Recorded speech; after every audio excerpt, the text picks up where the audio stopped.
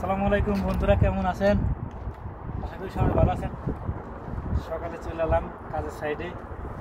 আজকে একটা বাসা বাড়িতেই কাজটা হচ্ছে ছাদের উপর আজেল মারা। এই আজেলটা মূলত হচ্ছে যাতে এই ছাদ ভেদ করে পানিটা নিচে না যায়। যাই হোক, একটু রোদের তাপ বেশি, একটু কষ্ট হচ্ছে। আপনারা যারা সৌদি আরব আসবেন তারা দেখেন রঙের কাজে কি পরিশ্রম। ছাদের উপরে বিশেষ করে বেশি পরিশ্রম, কারণ রোদের তাপমাত্রা 48 ডিগ্রি, 47 ডিগ্রি, 50, এমনকি 52 ডিগ্রি। এই মনে করেন 52 ডিগ্রি তাপমাত্রা ভেদ করে যখন মগজে আঘাত আনে তখন অনেক কষ্টের সাথে। তাই বলতে চাচ্ছি, আপনারা যারা সৌদি আরব আসবেন রঙের কাজে আসলে আপনার ছাদের উপরে কাজটা একটু পরিশ্রম বেশি, আর এসে আপনার বাসা বাড়ির ভিতরে কাজটা একটু পরিশ্রম কম। সেই জন্য বলতে চাচ্ছি, আপনারা যারাই আসবেন তারাই দেশের থেকে কিছু ট্রেনিং নিয়ে আসবেন। সাব কন্ট্রাক্টরের মাধ্যমে কাজ শিখে তারপরে আসবেন, যাতে আপনার মনে করেন পরিশ্রমটা কম হয়। আমার কাছে অনেক ভাই বিরাদা বলে যে রঙের কাজ কীরকম।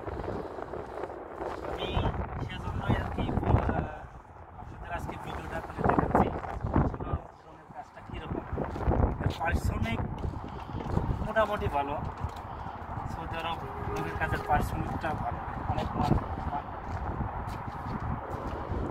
আপনারা রঙের কাজ শিখে সৌদি আরব আসলে সফলতা অর্জন করতে পারবেন ইনশাআল্লাহ। যার মাধ্যমে আসেন সফলতা অর্জন করতে পারবেন। আমার যে সকল ভাই বোনেরা এখনো আসে নাই, তাদের আমি উদ্দেশ্য করে বলতে চাই, ভাই আপনারা বিশেষ করে গ্রাম অঞ্চলে তো রঙের কাজ একটু কম। বাংলাদেশে ঢাকা শহরে যেরকম রঙের কাজ হয়, কাজটা শিখে আসাই বেটার। আপনারা কাজটা শিখে আসবেন।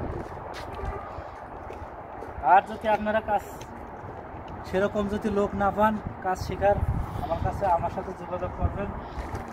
আমার অনেক লোক আছে তাদের মাধ্যমে আমি কাজ শিখছিলাম। বড় বড় কন্ট্রাক্টর, তাদের ঠিকানা দিয়ে দেবো ইনশাল্লাহ। আপনারা যোগাযোগ করে কাজ শিখে আসবেন। আর কেউ যদি সৌদি আরব রিয়াদের ভিতর থাকেন তা আমাদের সাথে যোগাযোগ করবেন ভাই। রঙের কাজে ইনশাল্লাহ চেষ্টা করব। সাথে কাজ যদি নাও দিতে পারি, যদি একদিন এসে করবেন, সমস্যা নাই, দেখবেন। আসবেন, আশা করছি আপনারা আসবেন, দেখবেন। তারপর শেষে বলতে চাচ্ছি, যদি ভিডিওটা ভালো লেগে থাকে তাইলে আমার পেজে ফলো দিয়ে পাশেই থাকবেন। আমিও আপনাদের পাশে থাকবো। আল্লাহ হাফেজ।